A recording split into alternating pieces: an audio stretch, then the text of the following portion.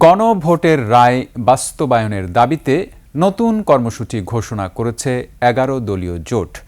বৃহস্পতিবার মগবাজারে আল ফালাহ মিলনায়তনে বৈঠক শেষে এ কর্মসূচি ঘোষণা করেন জামায়াতে ইসলামীর সেক্রেটারি জেনারেল মিয়া গোলাম পরোয়ার।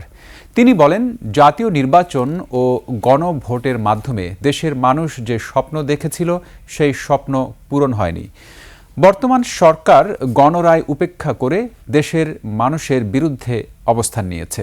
জনগণের পক্ষে হওয়া আন্দোলন দমনে সরকার যে হুমকি দিচ্ছে তা ফ্যাসিবাদী ও অসাংবিধানিক আচরণ।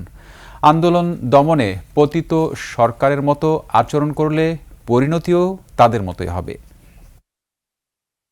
আইন শৃঙ্খলা পরিস্থিতি চরম অবনতি, চাঁদাবাজি আবার চলছে, মারামারি দখলদারি আবার চলছে, খুন খারাপি চলছে। বিভিন্ন জায়গার কমিটি, নানান জায়গার সমিতি কমিটিতে সেই কর্তৃত্ববাদী শাসনের মতো এখন দখলবাজি শুরু হয়েছে। দখল হচ্ছে, বাতিল হচ্ছে এবং একটা দলের নেতৃত্বে দেশ যেন আবার সেদিকে চলে যাচ্ছে। আর ব্যাংক খাত একেবারেই ধ্বংস করার দিকে চলে গেছে।